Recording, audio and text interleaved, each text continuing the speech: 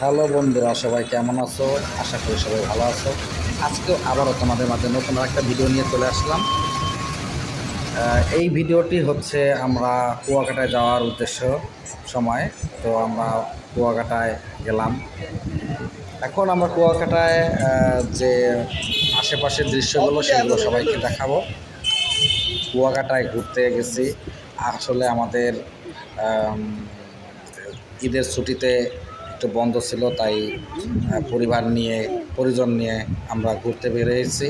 তো বিশেষ করে হচ্ছে আমরা যারা মেটলাইফে চাকরি করি, মেটলাইফ বাংলাদেশে চাকরি করি, সেখান থেকে আমরা সবাই মিলে আমরা ছুটির দিনে একটু বিশ্রাম বা রেস্ট বলতে পারো, বিশ্রাম নেওয়ার জন্য আমরা একটু ঘুরতে বা মনটাকে ফ্রেশ করার জন্য, একটু মানসিক শান্তির জন্য কুয়াকাটার দিকে গিয়েছি আমরা। তো সেখানে গিয়ে আসলে আমাদের অনেক ভালো লাগছে, কেননা পরিবার নিয়ে ঘোরাফেরা, তারপর হচ্ছে আশেপাশে আমাদের যারা কলিগ ছিল তাদের আত্মীয় স্বজন তাদের পরিবার নিয়ে ঘুরছে।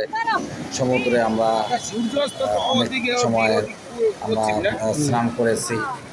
সবাই দেখতে পাচ্ছ আমার স্ক্রিনে আমার যে ছোট বাবু লাবণ্য বিশ্বাস, সে অনেক আনন্দিত মজা পেয়েছে। সে সমুদ্রের কিনারে দাঁড়িয়ে সেই সমুদ্রের আবহাওয়া, সমুদ্রের হাওয়া বাতাস সব কিছু উপভোগ করতেছে, সাথে আমার সহধর্মিনী। তো আসলে ঘুরতে কারই না ভালো লাগে, সবারই ভালো লাগে ঘুরতে। তো আমরা গিয়েছিলাম কুয়াকাটায় ঘোরার জন্য, ঘুরলাম, আমরা স্নান করলাম, আশেপাশে চারিদিকে ঘুরে ঘুরে দেখলাম। তো আমি দেখাবো আস্তে আস্তে আমার স্ক্রিনে, অবশ্যই সবাই দেখতে পারবে আমরা কোথায় কোথায় গিয়েছি, কোথায় কোথায় ঘুরেছি। তো বিশেষ করে এখন যে স্ক্রিনে দেখতে পাচ্ছ এটা হচ্ছে কুয়াকাটা থেকে ঠিক পশ্চিমে আমরা লেবুবন একটা জায়গা আছে, এবং সুটকিপল্লি আমরা ওই যে বৌদ্ধ মন্দির গেছিলাম। আমরা আপনারা তো জানেন না মাঝে মধ্যে দেখা যাচ্ছে কি অনেক যানজট। যানজটটা হয়েছে কী কারণে? এই রাস্তার কাজ চলতেছিল, দুই পাশের যে গাড়িগুলো আসতে পারতেছিল না, তার জন্য যানজট। তো আমরা বালুচর দিয়েই আমরা লেবুবন এবং তারপরে গেলাম আমরা দোলনা, অনেকগুলো দোলনা। দোলনার সেখানে আমরা অবশ্যই দেখাবো একটু পরে স্ক্রিনে। দোলনার ওখানে গেলাম, এই যে দেখা যাচ্ছে দোলনার এখানে অনেক মানুষ ঘুরতেছে। তো এখানে কোনো টাকা পয়সা এভাবে দিতে হয় না, কিন্তু হ্যাঁ, এখানে যে দোলনাগুলো বানিয়েছে তার একটাই কথা, সে বলছে যে আমরা এখানে আপনারা বসছেন, তো যদি খুশি হয়ে আপনারা যে বসে দিলেন সেটাই তো তারা বসে করে রাখছে। তো এই যে অনেকগুলো দোলনা, এবং এখানে যে জায়গাটা আসছে সেখানে লাল কাঁকড়া, প্রচুর পরিমাণ লাল কাঁকড়া, একটা লাল কাঁকড়া দেখুন করতে পারে। এরপর আকর্ষণীয় বিষয় হচ্ছে স্ক্রিনে দেখা যাচ্ছে সূর্য ডোবা। আমরা সূর্য ডোবাটা কেমন চকচকে। তো ওই যে সূর্য ডোবার এই যে নিচে যে একটা কালো একটা বন দেখা যাচ্ছে, আসলে এই বনটা হচ্ছে সুন্দরবন। তো আমরা ওই পাশে গিয়েছিলাম, সুন্দরবনের এপারে ছিলাম, ওই পারে যে যাইনি। তো ওই মাঝখানে মোহনা নদী, যে এখানে সমুদ্র, এই পাশে নদী, হ্যাঁ, একসাথে। তো আমরা সেইখান থেকেই উপভোগ করলাম সূর্য ডোবাটা, এবং তোমাদেরকেও সেটা দেখালাম। তো পরপর আমরা কী করলাম, আমরা একটু লাঞ্চ করলাম। লাঞ্চ করে আবার যার যার মতন করে, এটা হচ্ছে সরি লাঞ্চ না, একটু মিস্টেক করে ফেলেছি, এটা হচ্ছে নাস্তা, সকালের বুফে নাস্তা। তো বুফে নাস্তার মধ্যে আমরা বিশেষ করে যেই সবগুলো খাবার খেয়েছি সেটা স্ক্রিনে দেওয়া আছে। অনেক মজা। আসলে আমরা যে হোটেলটায় ছিলাম সেই হোটেলের তারা যে নিজেদের রেস্টুরেন্ট আছে নিচে, সেখানে আমরা খাইলাম। খাওয়া দাওয়া করার পরে রেস্ট শেষ হয়ে আবার আমরা ঘুরতে বের হলাম। এখন আমরা যাচ্ছি সেই রাখাইন পল্লী। এটা হচ্ছে রাখাইন পল্লীর দিকে। তো এটা হচ্ছে হলো আমরা যে কুয়াকাটার যে বাসা ছিল, আমরা যে হোটেল রুম ভাড়া করেছিলাম, এই হোটেলের রুম ছিল তোমার ব্লু ব্লু হোটেল। তো সেখানে রাখাইন পল্লীর গিয়ে ওইখান থেকে আমরা বিশেষ করে এই রাখান পল্লীতে আসলাম। রাখান পল্লী যাওয়ার আগে আমরা শিবগঞ্জে ওইখানে বসে গিয়ে আমরা ছবি নিলাম, ভিডিও নিলাম। বিশেষ করে আমার পরিবার এবং আমার কাছের পরিবার সহ আমরা ছবি নিলাম এবং খুবই আনন্দ করলাম, দেখলাম। তো আমরা একটা ছবি নিলাম, ছবি নেওয়ার পরে তো আমরা ওইখান থেকে চলে যাব আমরা রাখাইনের যে মার্কেটটা, মিস্ত্রিপাড়া যে মার্কেটটা, সেই মার্কেটের ভিতরে যাব। তোমার মন খারাপ কেন বাবা? দেখবো এখানে দাঁড়াও ছবি তুলে একটা। অবশ্যই আমরা আসলে সামনে স্ক্রিনে অবশ্যই দেখতে পাবে যে কিভাবে তারা কাপড় বুনে, কিভাবে তারা কাপড়গুলো তৈরি করে, ঐতিহ্যবাহী রাখাইন। অনেক সুন্দর আসতেছে তো ছবিটা। আমরা এটা যে দোকানের ভিতর দিয়েই কারখানা, আমরা সেখানে প্রবেশ করলাম। প্রবেশ করার সাথে সাথে আমরা দেখতে পেলাম যে কিভাবে তারা তাদের এই কাপড়গুলো তৈরি করছে।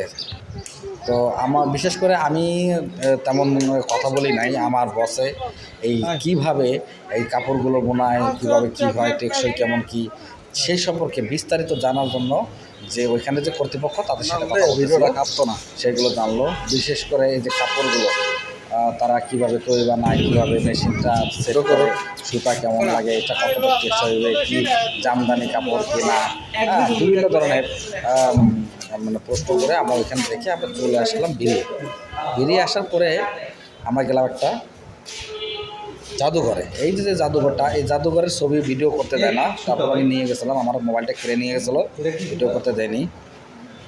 ওটা একটা রাখাইনদের ঐতিহ্য। তোমার রাখিনরা কীভাবে আসছে এই দেশে, তারা কীভাবে এই যে কুয়াকাটায় তারা বসবাস করছে, বা তারা এই দেশে কীভাবে আসছে, তারা কীভাবে শাসন করছে, কীভাবে রাজত্ব করছে, সব কিছু এখানে উল্লেখ করা আছে, লেখা আছে। তো ওইখানে অনেক পুরনো ঐতিহ্যর জামা কাপড়, তারপরে বিভিন্ন ধরনের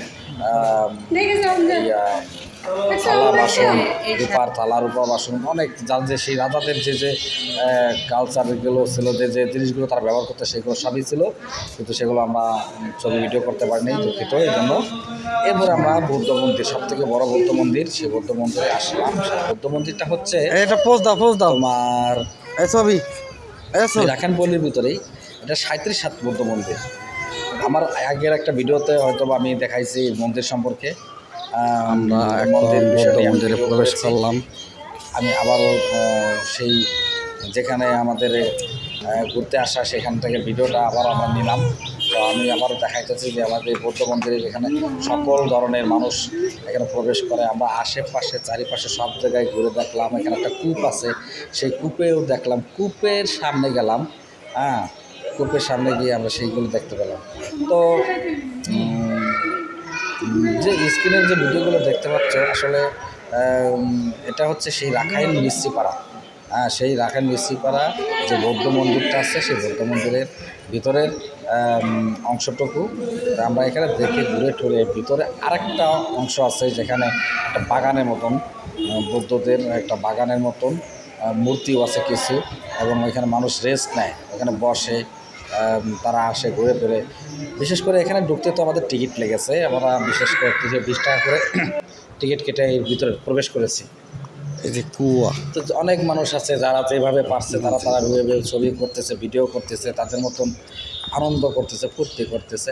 আমরাও সেই রকমভাবেই এটার ভিতরে প্রবেশ করে আমরা অনেক আনন্দ মজা করেছি।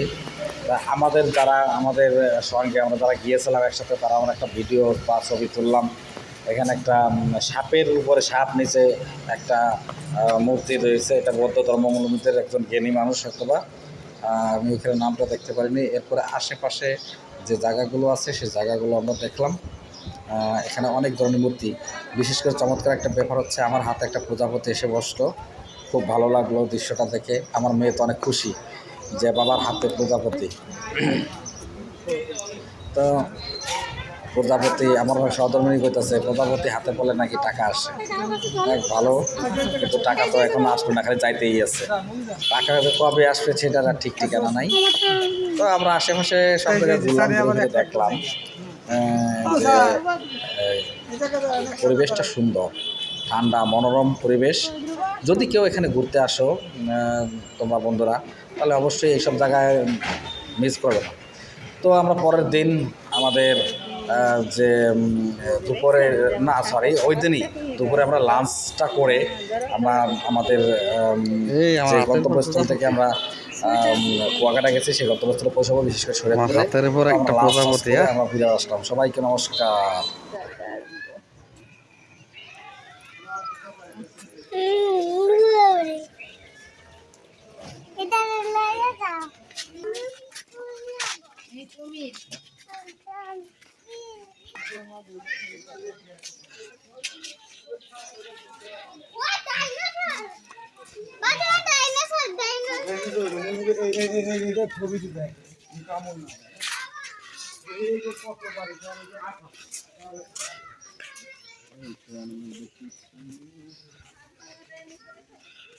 আর কিছু আছে?